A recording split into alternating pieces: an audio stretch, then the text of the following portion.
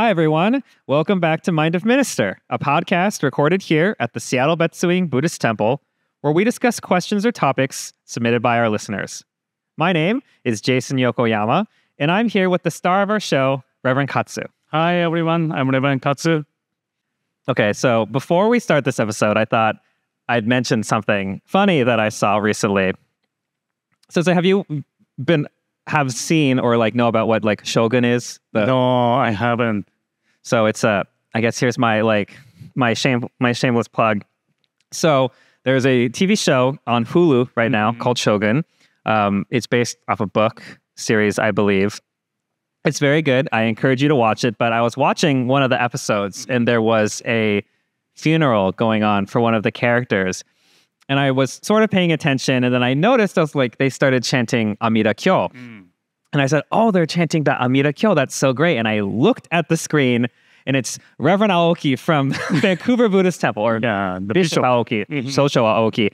And I was like, wow, did you know that he was going to be on TV? He texted me. Oh, he texted you? So I knew that. Yeah.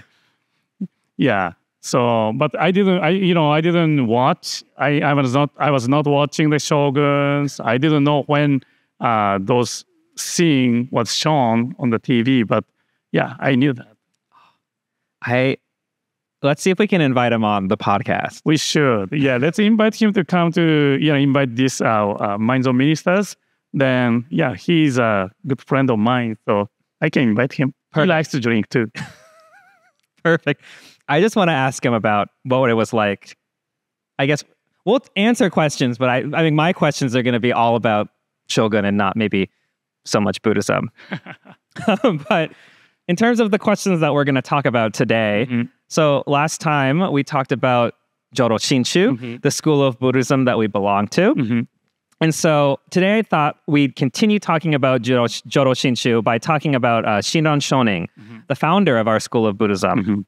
And so I guess if someone asked you who Shinran Shonin was, who Shinran Shonin was, what would you say? So the first, Jodo Shinshu means true Pure Land Buddhism. True Pure Land Buddhism. So in Buddhism, there's so many different sects. So in Buddhism was originated in India about 2,500 years ago. They introduced to all different Asian countries first, then nowadays spread all over the world. So then, according to our teaching and traditions, it says Shakyamuni Buddha taught 24,000 sutras, teachings. So we can interpret as there are 24,000 different paths to follow. The goal is the same, to attaining enlightenment, but there are so many different paths to follow. Then we have to, each individual has a responsible which path we follow. But have you ever read the sutras? I mean, no. They're really long. Yeah, it is really long. Then even I read the sutra, even in English translation, contemporary Japanese. I don't think I can understand correctly. Some of the words are too difficult to understand, so it is easy to misunderstand some of the sentences. So I need someone who taught me this is the way how I should understand this teaching. Then these are the teaching you should follow. So I need someone to teach me, tell me what to do. Otherwise, I don't think I can choose my path among 84,000. So Jodo Shinshu, our Pure Land school, is the followers. We follow our founder Shinran Shonin's understanding of Buddhism. So Shinran Shonin studied Buddha's teaching, then studied lots of different sutras. Then Shinran Shonin, his master, chose 3 Pure Land Sutra for us. So this is the path to follow. This is the path to follow. Then not only that, this is the way how we should understand Shakyamuni Buddha's teaching. This is the way how we should follow this teaching, how we practice this path. So, Jodo Shinshu follower, we are following the way how our founder Shinran Shonin understood the Buddhism. So probably other sect of Buddhism, they have their own founder. Then each sect, or their followers, they just follow their founder's way of understanding of Buddhism. The Jodo Shinshu, we follow Shinran Shonin's understanding of Buddhism, interpretation of Buddhism. So you mentioned now that so Jodo Shinshu means Jodo is pure land, Shin is true, and Shu is sect or teaching. Teaching. There's two ways, yes. Okay, so what makes it true? Or is that just a maybe not great Japanese to English translation? So true means, correct teaching, right teaching, because there are so many different interpretations. Then, of course, even people read the same sutra, same Shakyamuni Buddha's teaching, lots of people interpret it differently. So Jodo Shinshu, we are saying this is the true interpretation of the Pure Land path, Pure Land teaching. So that's, true means this is fit for you, true for you to follow. We don't have to criticize other sect of Buddhism, but this is the best for you to follow. True for me to understand the Pure Land path. Oh, so would you say that means it's the most easiest way to understand the Pure Land teachings from the sutras, or? I don't know if it is the easiest. Oh, okay. Yeah, it is really, when you read our founder's writings, that's so difficult. I also need someone to teach me how I should understand our founder's writings, teachings. Yeah. It's difficult. And so Shinran Shonin lived, 1173 to... He was born in 1173. Yes. And he passed. So he lived 800, what? Yeah, just about 800 years ago in Japan. So I guess what's interesting, so Shinran Shonin was the founder of our school of Buddhism, and then his family started sort of our mother temple in Japan. Right. Which is called the Nishi Honganji, or West Honganji means primal vow, temple of the primal vow. So we are the Western temple of the primal vow. I've always thought that it sounded a little bit like an Indiana Jones movie. Shinran Shonin and the temple of the primal vow. I mean, I would watch that. But probably the shortest answer, who is Shinran Shonin is, he's my teacher. Shinran Shonin is my teacher, my favorite teacher, best teacher for me. So maybe that is a short answer. Best teacher for me. That's a good answer. I'll start saying that maybe when people ask me because I think a lot, even to build on what we talked about our last episode, now that I've thought about it more, it's if someone asks you, what is Jodo Shinshu? I think part of my description is always there was this, for lack of a better word, there was this guy in Japan, this Buddhist priest named Shinran Shonin, who was the founder, and he sort of interpreted the Buddha's words, and now, we follow his teachings, his interpretation. So I guess he is maybe one of my favorite teachers too. Yeah. So now that we've kind of talked a little bit about Shinran Shonin, our first question from someone is a fun question. So Shinran Shonin is coming to your house for dinner. What are you going to serve him for dinner? Do you know his favorite food? So it's said that his favorite food is red beans, right? Red beans. Azuki. Yeah, azuki. So I guess he appreciates, to serve his favorite food. But possibly he's tired eating his favorite food. No, because when he visits, different houses, maybe everybody is serving his favorite food. So when I think about that way, when he comes to my house, maybe well, since I love baseball, maybe I may take him to the Mariners game to enjoy the hot dog together. You want to take Shinran to get a hot dog at the Mariners game? Mariners game, yes. Like the $3, like the value dog? Or maybe a little bit better. Better one. Okay. Okay, Shinran deserves the best hot dog that the Mariners has to offer. I think Shinran would appreciate that. How about you? So I thought about it. And my first thought is also, I think, to serve him like zenzai. So zenzai is like a sweet red bean soup with like a mochi, like a rice. How do you just, it's like a confectionery, I guess is the best word to describe it in English. Most people know what mochi is. Mochi on the inside. I thought about that first. Then I thought about maybe serving nigome.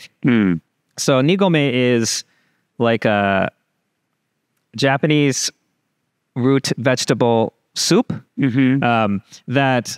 So we are very fortunate at our temple that every Honko, which is a holiday that we celebrate for the memorial, the passing of Shinran Shonin, the Buddhist Women's Association here at the temple, the Fujinkai, makes zenzai and nigome for everyone. And it was until recently that I learned that nigome, each sort of vegetable in nigome represents something about Shinran Shonin. Yeah. Like the shiitake is his hat. Straw hat? Yeah, he's commonly seen wearing a rice paddy hat that he wore when he was traveling around Japan. There's gobo, which is burdock root. In English, that's his walking stick. Yeah. I think you said that satoimo is his head. That's, I believe, yes. I think so. Which is taro potato, Shinran's head. What else? Renkon. Lotus root is something. That's come from maybe lotus flower, which is a Buddhist symbol. Oh. Yeah, that's I think. And then what else? Carrot?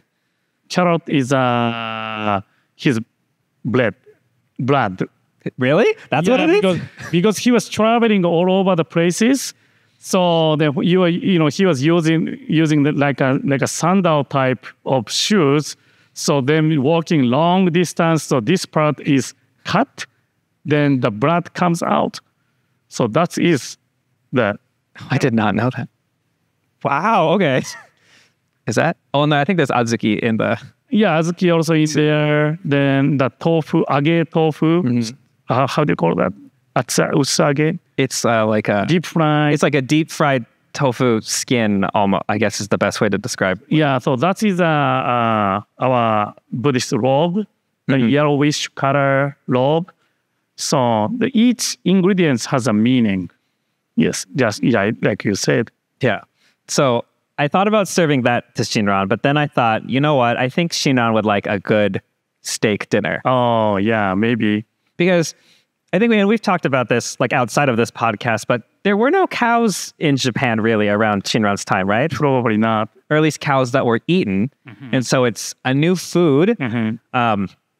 And the steak dinner that I'm thinking of particular comes from, here's my second shameless plug of this podcast, from Maneki Restaurant in downtown Seattle, where I worked for many years, where my family has worked. It's owned by my aunt. And they have a steak dinner on the menu. It comes with like gohan rice. It comes with tempura. And then you get like a big like ribeye steak. And you can choose either to have it with like teriyaki sauce, or I prefer shio, salted, with ponzu. And I would like want Shinran to like have like a nice big like steak for himself. Yeah. Then maybe for the dessert, you can serve for the anko, ice cream with anko. Oh yeah, he would like that. Yeah, because he probably never. Well, I guess obviously he didn't have ice cream in Japan. So I think he would. I mean, I think that Shinran. I would like to think that Shinran would appreciate anything that you served. But like, I would want to give him something that he's either never had before, or because it's not like Shinran wasn't like a vegetarian or anything, right? I believe not. Probably not. Because. And this is kind of a lead into our next question, but like in Jodo Shinshu Buddhism, we don't have any dietary restrictions, or you can eat whatever you want. You can. We're clearly drinking now. I wonder if Shinran drank sake too. Probably yes. I don't know. But as a lead into our next question, it's what did Shinran Shonin teach about ethical or unethical behavior? Does Amida Buddha or the primal vow guide us in this regard in any particular way? Or, and does the Eightfold Path? Which is the question that someone submitted. So, yeah, this is a good topic to discuss. So, ethic is really important. First, I would like to say, ethic is important to learn. I think once we are born in this world, then living in the community with some other people or go to school, all the time through, in our lifetime, we are learning ethics, moral. So how we should behave in our life, how we should live in this world together with other people, then try to be the good behavior. We should do, we try our best to do the good behavior. So ethic is teaching us to become a good person. We say good person. So that's really, I think it is really important, especially as a father of young child. So it is really important to teach him the ethics. So, but religion, especially the Jodo Shinshu teaching is ethics is important. At the same time, it is a kind of beyond the ethic. So, because, Jodo Shinshu teaching, through Pure Land Buddhism, it teaches us we are also the imperfect person. In Japanese, we call bonbu. Bonbu. Bonbu is a lay person. I don't know how I should describe, but bonbu means person who has full of blind passion, a person who has three poisons, greed, anger, and ignorance, the imperfect person. We always make a mistake. So that's why sometimes we do something bad things too. So we are not always do good thing. So still, Jodo Shinshu teaching, it says, I understand you make a mistake, but still you are embraced by Amida Buddha's wisdom and compassion. You can still follow this path. So we always, we also learn ethic type of teaching in our contents, the service book, like a golden chain. I think you memorized golden chain. Yes, I have memorized. Can you say that? I can. Okay, thank you. Okay. Since they put me on the spot. The golden chain is, I am a link in Amida's golden chain of love that stretches around the world. I must keep my link bright and strong. I will try to be kind and gentle to every living being and protect all who are weaker than myself. I will try to think pure and beautiful thoughts, say pure and beautiful words, and do pure and beautiful deeds, knowing that what I do now depends not only on my happiness or unhappiness, but also that of others. May every link in Amida's golden chain of love be bright and strong, and may we all attain perfect peace. Yeah, this is just one example. At the temple, we are teaching like an ethic type of guidance we are providing. There are other teaching, of course, like our pledge, Jodo Shinshu Creed. There are something related to ethic. We have more various teachings. But the important thing is, be mindful of these teachings all the time. That's important. For example, the golden chain. So we try to follow the teaching of golden chain. Then we always think about the golden chain. If I was able to follow this teaching or not, then if I could follow the golden chain, which is good. But next day, maybe I may use some bad behavior. So then, but still it is okay. It is okay. Then you can try your best tomorrow.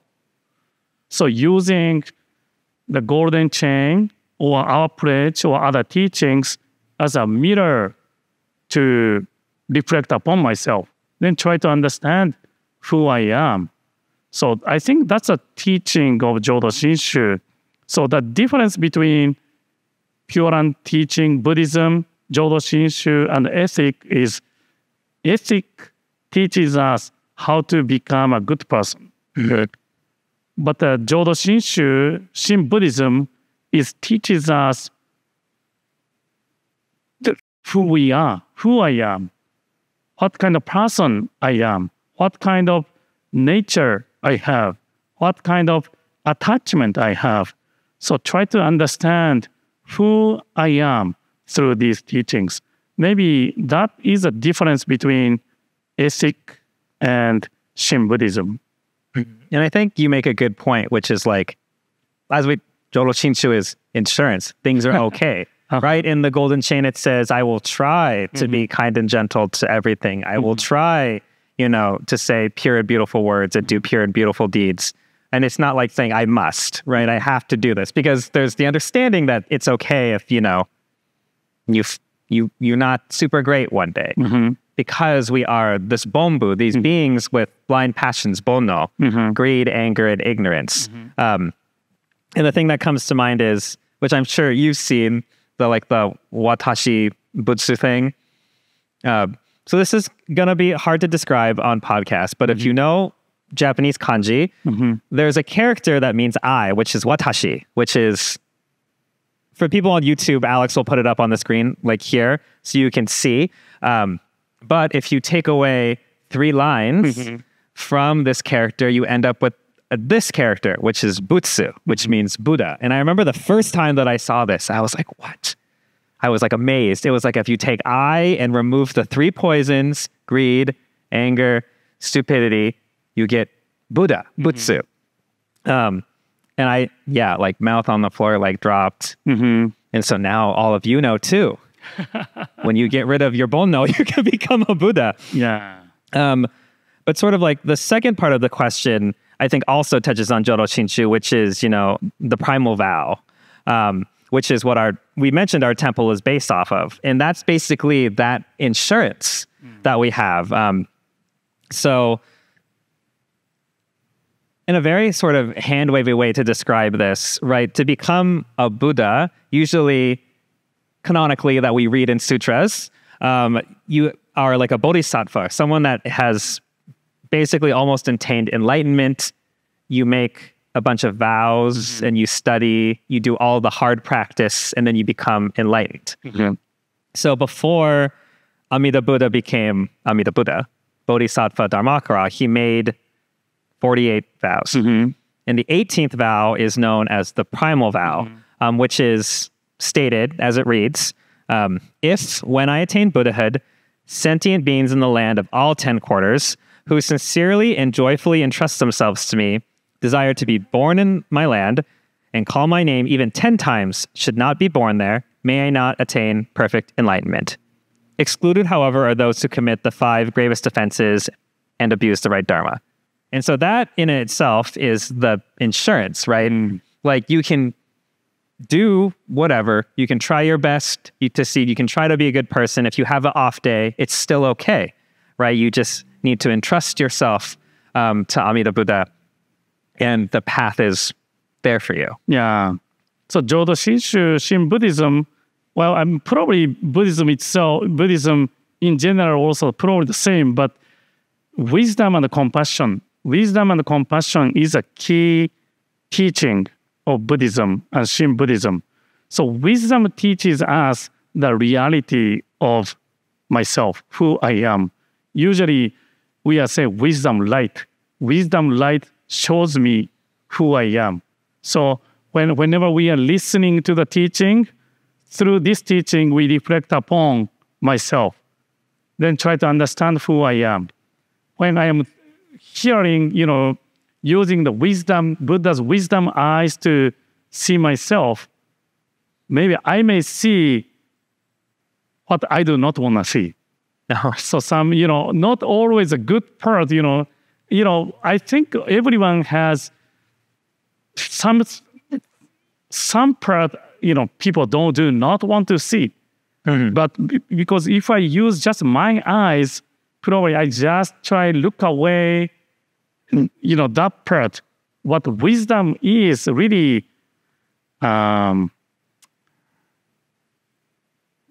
shows us the part, including where I don't want to see. Not always we cannot follow the golden chain. Mhm. We are always making some mistakes or some bad action behavior too. So wisdom is showing me that part. So it is really difficult to see, but at the same time, there's a compassion part as well. So as you mentioned, compassion is saying, come as you are, accept you as you are. Although you may be not able to follow, for example, golden chain or other teachings, that's okay. I understand you. That's why I created the Pure Land. I created this path. So that's Amida Buddha's compassion. Good. Yeah, because I think for a lot of, I guess in talking, like thinking back on what we've talked about in the past and some of the differences with Jodo Shinshu or other religions or, other even schools of Buddhism, right? We have no sort of dietary restrictions. Ministers, priests can marry, have children. Since you said, Yu-chan is trying to be Shohei Ohtani. You can have like sort of these lives. And so, if we think about sort of like ethical, unethical behavior, there's no like scripture that tells us like this is how you have to live your life. Buddhism or Jodo Shinshu is much more sort of introspective. You come as you are. You live your life the way you want to, but you use sort of the guidelines, the teachings to live a good life, would you say? Yeah. Then, in Buddhism also, there's a precept. So, Jodo Shinshu, Pure Land, our sect of Buddhism, we don't use any precepts. But when we go to, Buddhism in general, most of the Buddhist sect, they have a precepts to follow. Like you mentioned, do not drink alcohol, do not kill any living beings. There's so many different precepts. If you can follow, that's great. If you can follow, that's great. But we need a path for someone who cannot follow these precepts. So that's the Jodo Shinshu teachings. So because even the Shakyamuni Buddha's time, 2,500 years ago in India, there are, those who can go to the monastery, then practice spending entire their life. Those people maybe follow all the precepts. However, not everyone can do that. People has to stay in town, then has to live together with other family members, take care of other family members. So then those people are doing the farmers, merchant, fishermen, all different daily, the job they have. If the Buddhism is only for the people who can go to the monastery, then to follow all these precepts, do we ignore those people who are living in town? But that's not true. Those who are going to the monastery, then follow the precepts, that's great. That's a great way to follow the Buddha's teaching. But there must be the path for those people who are living in a town, living in a city, to follow the Buddhist teaching. So I think those Pure Land teaching came from that understanding, compassion. So that's Amida Buddha's compassion. There is a path for people who are living in town. Also, there is a possibility, there is a path to attain enlightenment. I like that. I guess that's why I'm Jodo Shinshu. Me too. Yeah, I like that we're accepting of all, we're open, and we are sort of the path for everyone. You know, I agree. It's great if that's your belief, if that's what you want to do and you want to follow all of those requirements, but like that insurance, knowing that there's another path, there's a comfort in that. And I think you talked about it our last episode when you were talking about moving to Seattle and the stress of moving, but then, you know, the temple said, don't worry, it's okay. In that moment of relief, I think I guess I would say that's like a Namwame Daibutsu moment, right? It's like you're grateful, you're expressing gratitude, and it's like that sense. Yeah, that's an important point. You know, we shouldn't be the lazy. You know, Amida Buddha is saying, you know, come as you are. Okay, whatever I can do, because Amida Buddha can accept me. I can steal from somebody. You know, I can do whatever I want. That's not the teaching, you know, of the Jodo Shinshu. So that's why try our best is probably the important things. Then self-reflection, also the important things. Always using this teaching, reflect upon myself. Oh, today I couldn't do that, but I can try tomorrow. I can try my best tomorrow. So that's attitude, you know, that then appreciation allows in our heart.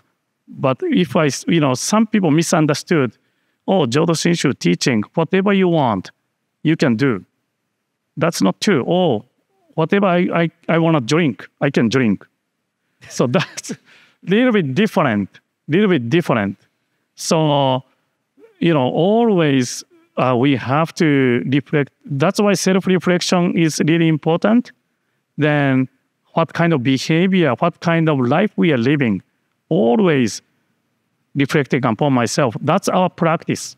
And I think, yeah, now that I think about it more, I think that sort of, I guess, pragmatic or practical nature of Jodo Shinshu is something that I think really like, which is, you know your limitations, right? I think Reverend Castro used to talk about this too. It's like, sure, if you think you can fly, you can jump off of the building, but you're gonna fall, right? And Jodo Shinshu is like, hey, you need to take a step back and like, look, like you're free to do what you want, but like know what the outcome is, you know, and like through like that understanding is how we can live a more full life, a life of gratitude by sort of taking a step back and looking, but also knowing that we have sort of this safety net. And like, I guess that's what I like about Jodo Shinshu, and which I've always liked about Jodo Shinshu.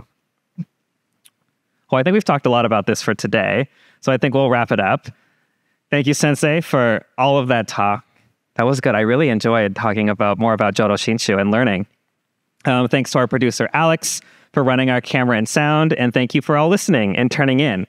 Once again, if you have a question for Sensei, please don't hesitate to ask. At some point, we will run out of questions, but we do want to keep this podcast going. So please submit your questions. Worst case scenario, I resort to ChatGTP to ask questions for this podcast, but I don't want to do that. So please keep listening. Tune in to our next episodes coming up. Check out our website at theseattlebetsuin.com for more content.